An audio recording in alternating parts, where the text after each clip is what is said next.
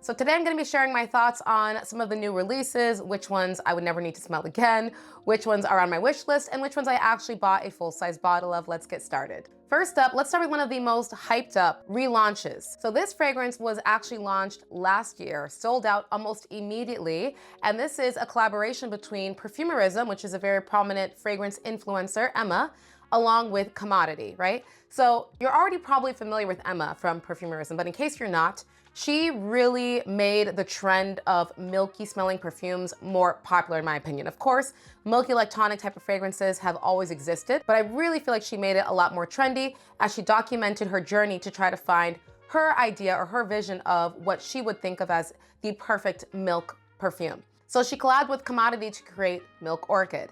So I had never smelled it in the initial release because it was sold out almost immediately. But I was really excited that they relaunched it, that it's now a permanent addition to the line. So when I smelled this, to be honest with you, it was not at all what I was expecting.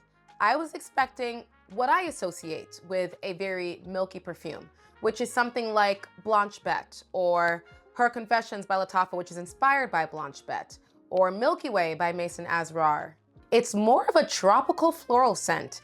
There is a smoothness to it, a fluffy nature, a coziness. And I think maybe that's what Emma is envisioning when she thinks of a milk perfume. Not necessarily the smell of milk or lactonicness like we typically see, but more of the feeling of like a cozy, fluffy, airy kind of milk fragrance. It is quite lovely. It's just not at all what I was expecting. I think if you're looking for a floral, tropical, light, beautiful, feminine, for sure, leaning fragrance, this is a great option. I didn't love it enough to buy it on the spot, but I have been thinking about it a lot. Like, you know how sometimes you try out a perfume and it kind of haunts you?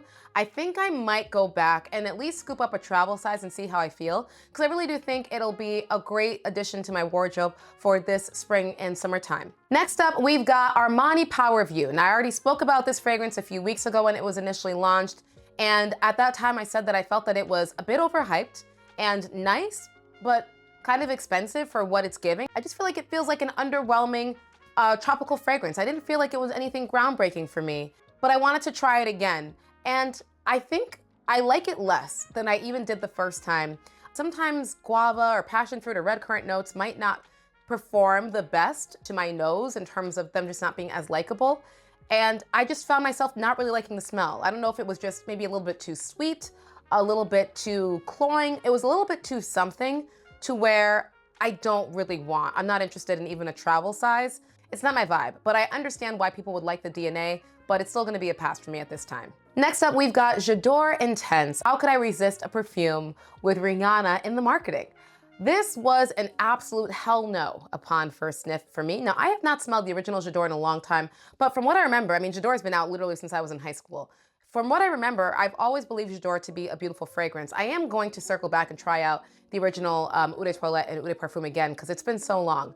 But this was just straight up nasty to me. Like, just not at all a pleasant smell. I don't even know, I don't know which of the notes it is that was offending me in this fragrance, but it was just like it had a stank to it. That was not my kind of stank in a fragrance. Like, it was so strange smelling to me that I almost wondered if like this particular bottle at Sephora went bad. Like, it really did not smell good to me. I don't remember the original Jador smelling like this, but again, I haven't smelled the original Jador in well over a decade. So I need to resmell that and see what the hell is going on here. But yeah, it's not for me. To me, it smelled very funky. Not in a good way, very strong. Maybe it was the lang-a-lang, I don't know. It's not a smell that I would want to ever smell in the air or on somebody else. Not just that it's not my style, like I wouldn't want to smell this anywhere. It was a visceral reaction. So that's gonna be definitely a hard pass for me. Next we have Valentino Melancholia. This is not my first time trying it, but similar to the Power View, I wanted to try it again before giving my final thoughts. This one's a no for me. It's not that it's horrible, right? Like the Jador Intense. It's not offensive to my nose. It's just, I don't know, kind of boring and just not my kind of floral fragrance. It does have a slightly tropical vibe. It does have like a powderiness to me, and it gives me just like room air freshener kind of smells. So not my particular taste, floral fragrance. It does have a slightly tropical vibe. It does have a powderiness to me, and it gives me just room air freshener kind of smells. So not my particular taste. Next, we have the new Ellis Brooklyn Isla Serena. So this is like a super citrusy, fresh, limey, salty type of fragrance that is definitely made for spring and summertime. Like this on a very hot day, I feel would evoke the feeling of being cooled down. I think it's quite nice. I think the opening is very tart, again, very limey, very salty. But as it dries down, you start to get more of like a warm, woody base, which I think is quite enjoyable. And if you're someone who feels like maybe the guava, granita type of fragrances are uber sweet, but you want something for summertime from the line that is going to be fresher, I think this is a good one to look into. It wasn't like a love, need to have this, but it was a like, and we'll revisit it. So we'll see. I've been adding a lot of citruses to my collection right now. So this is definitely one that I'm gonna circle back to and see how I feel about it. Next, I tried out the Juliette Has a Gun Miami Shake. I don't think this is too new of a fragrance. It may have even come out last year, but I had never smelled the original. What I did smell was Cudludge's Bon Bon, which I had realized after trying it out that allegedly it was inspired by the Juliette Has a Gun Miami Shake. So I wanted to smell that and see how similar they were. I can say without a shadow of doubt in my mind that this is definitely almost identical to the original, which is why I don't like either of them. And I think it's because of the notes. The notes mention ice cream, and I was just expecting it to smell more like a strawberry ice cream, but it just gives off to me almost like a plasticky, strawberry, artificial, just not very good smell that is just not very likable for me. But if you like Miami Shake, again, and you wanna try the cheaper price point, Nuha Bon Bon is a great option for that. Next, I decided to try out the new Banana Rush from Juliette Has a Gun. I think I just gotta stop trying banana perfumes because 9 times out of 10, it just smells like a runt candy. Eclair Banoffee from Lattafa. That one opens up smelling like a runt candy, but I feel like it really settles down into a really nice, fluffy, airy banana, which is more so what I'd be interested in. But this one was just a bit too sweet and too banana heavy for me. I wouldn't want to smell like that. It almost gives off 12-year-old body mist vibes. And you wear those body mists when you're a little girl that just smell like a straight up gourmand. It's not really complex. It doesn't have a lot going on. It's just a linear type of foodie smell. That's what this one was for me, unfortunately. So if you love a strong banana tropical scent, definitely one that you can try out, but for sure a hard pass for me.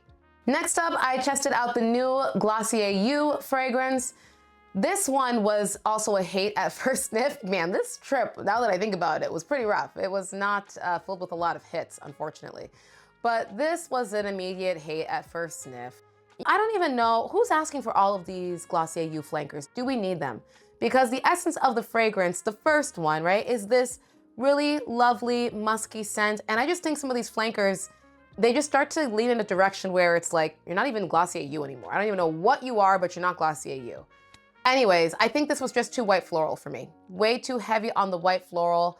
When I heard that it was also gonna have some aquatic notes in it, I thought that it would be like an airy, watery musk, which I was interested in.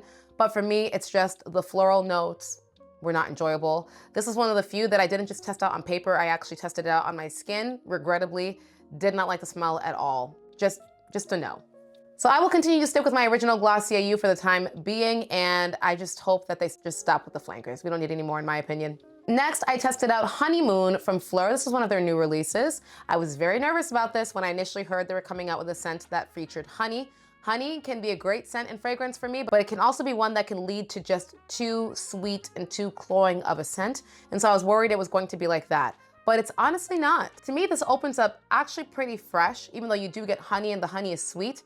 It's a fresher, lighter honey that still feels warm and light at the same time. I think they actually did a good job with this one. And like with so many Flur fragrances, I really see this being a great option to sweeten up or pair with others. I liked this fragrance so much that it's the only one that I actually pulled the trigger and decided to bring home to join the rest of her new siblings. If you like the idea of a fresh but still sweet honey type of scent that has some depth to it, a little bit of sparkle, a little bit of razzle-dazzle spice from the saffron, I think it's a quite lovely composition. A layer combo that I've enjoyed is Honeymoon with Devotion by Dolce & Gabbana. When I immediately smelled it, I just knew for some reason that this was gonna go with Devotion. And when I think of Italy, I think of Dolce & Gabbana, Light Blue, and Devotion. So let me know which of these you guys have already tried out, which ones you plan to smell, and I will see you back tomorrow for our next episode.